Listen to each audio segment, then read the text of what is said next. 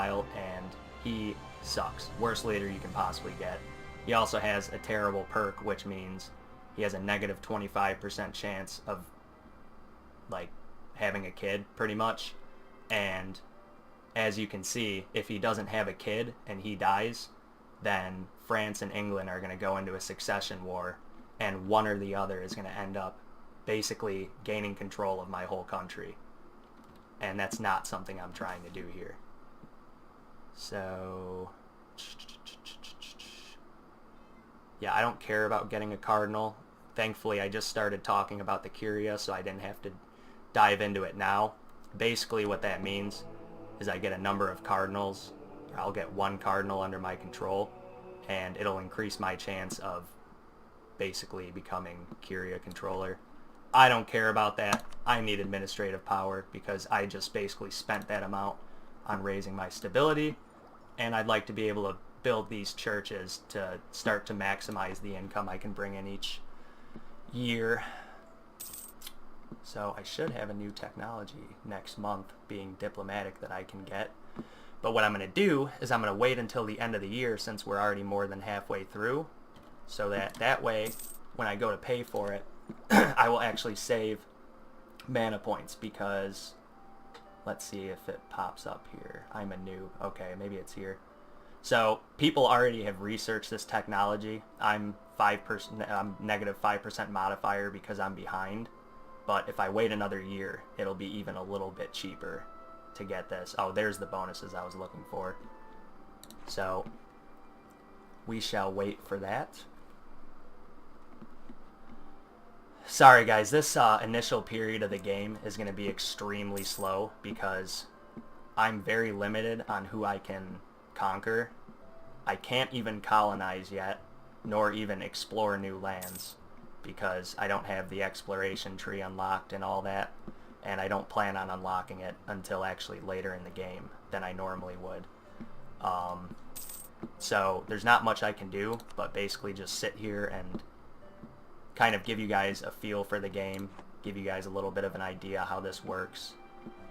And, you know, not like I really want to take on much North African land at this stage. I do want to take this because it'll allow me to dive into the Safi, basically just this northwestern African node, and it's not very profitable, but it feeds directly into mine, makes me money early on. And the only reason why I actually don't want North African land is because of its increased coring cost, meaning for each piece of clay I take, it takes a lot more administrative power to make it a core province than just maybe some other random country. Now there's people like Bohemia, some Indian areas that also have this, but North Africa, they basically all do. And this is a very large region to take and try to core, especially when it's more expensive than it should be. So what I'm going to do here as well, they're at maximum relations. They're close enough. I might as well start improving my relations here, because in 2 years I'll be able to annex them, but I need to be at plus 190 opinion, and that should be easily done in 2 years, but I should start now as opposed to later. Now, I should have paused the game and did this right away. This is a very good province, and I can state it.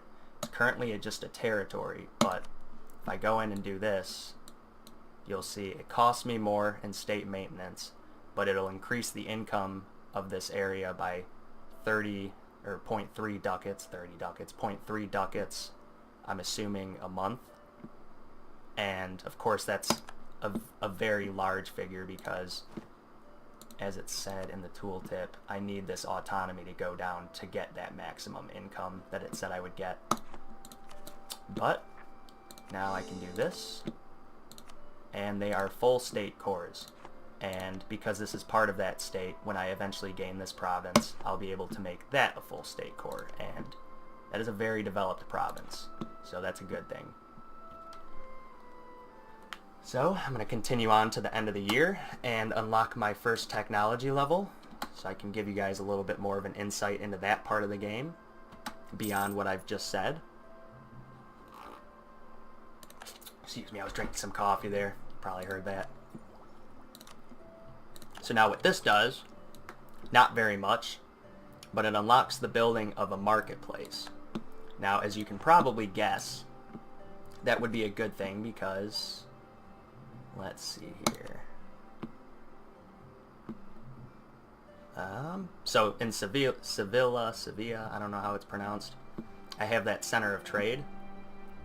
Now that obviously increases my, in fact this is the center of trade for the whole trade node.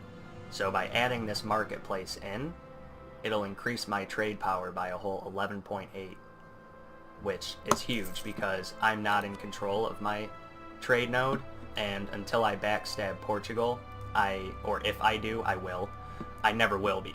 So if I can increase my power by any means, when I start transferring trade in from other nodes like Italy, North Africa, America, Western Africa, if I decide to take this strategy, South Africa, and eventually India, Arabia, etc., it'll all transfer back to this node. And while I will be able to much easily, don't know the word there, I'll be able to dominate those nodes easier than this one, I am going to want the maximum power I can scrape out in this one because that's just more money that pours in for somebody else to steal, essentially, until I completely dominate this, which isn't my first goal. If I was playing as Portugal, it would be my first goal.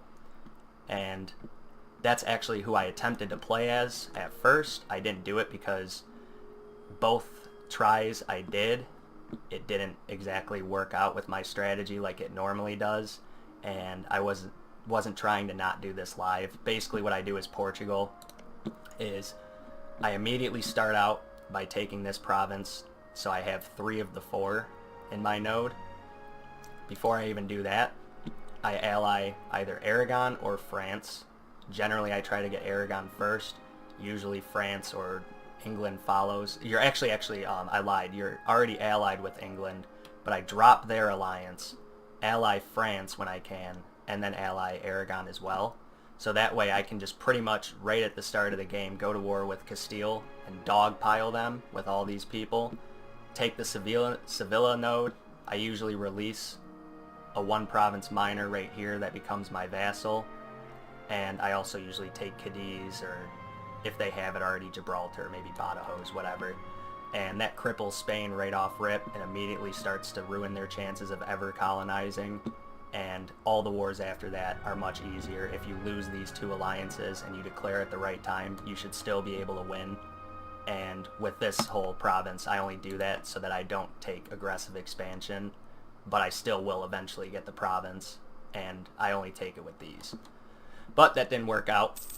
So unfortunately I'm going to have to try to do a backwards strategy with a country I've pretty much never played as, and we're going to see if it works, because unfortunately they were my first ally I could get, and I don't know when I'm going to betray them. I don't know when the time's going to be right, if ever, and it might be too late. They might already have colonies, just make it way harder to go to war with them. You get the gist. So what I wanted to do here is actually, I already have that. I'm going to make a claim here.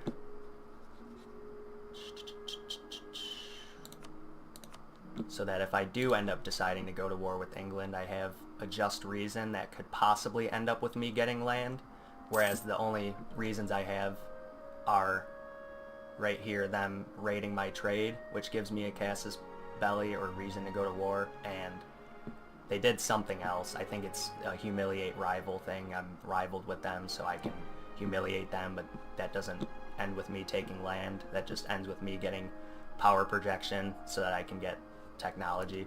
I might even still do that, but if I can possibly get a province as well, I might as well try, because France is very, very rich, and it would give me control, partial control of one of their trade nodes that they would never get back from me without going to war with me, at which point I would kick the shit out of them. Pardon my French. So This video has probably dragged on for long enough, but I do not have a timer here, and I'm going to record another video anyways. I think what I will do is end this video right here while I'm just rebuilding. Kind of just wanted to make this one to give you guys a little bit of wow. Okay, so wow.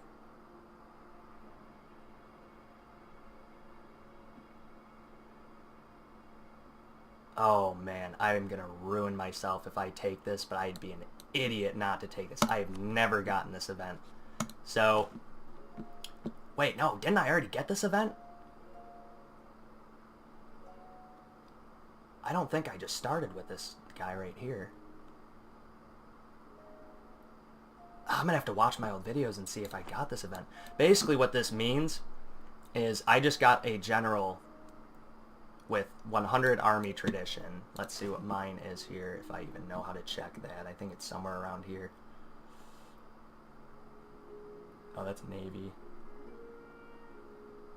So, I only have 20 army tradition, which means while I can still get a good general by just recruiting one, the chances of it are extremely low.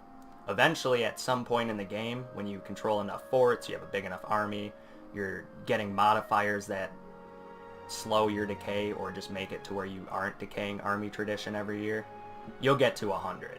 And you'll always have generals like what I'm about to get.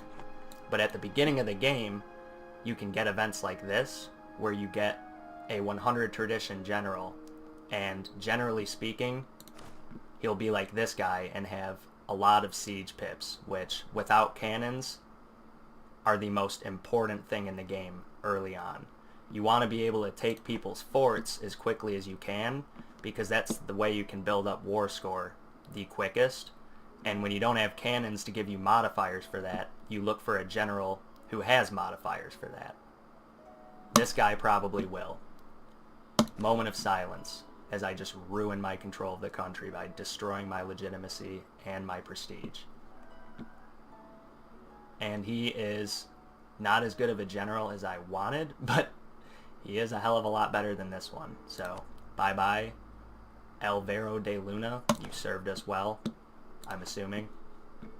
And hello to this guy.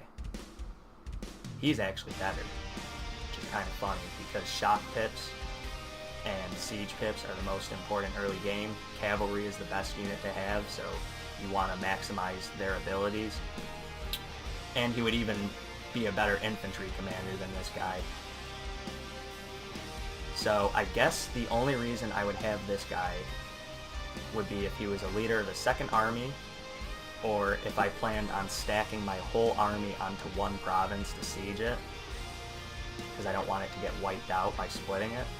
He has almost maximum maneuver pips, which means during a siege, I will actually not be losing men, I will be gaining them. But this guy's is also usually good enough. The extra siege pip is important. He's going to be somebody who is going to definitely have to replace this guy, or get an army of his own when I go into Africa. But that is phenomenal. I ended up rambling for a lot longer than I intended, thanks to that event just deciding it was going to pop up. So I'm going to end this video now, and I will be back. Not like you guys would know this. I will be back in about 10 or 15 minutes to continue on with the next video. Thank you guys. Bye. I have to finally return these videotapes. Good night. Sleep tight.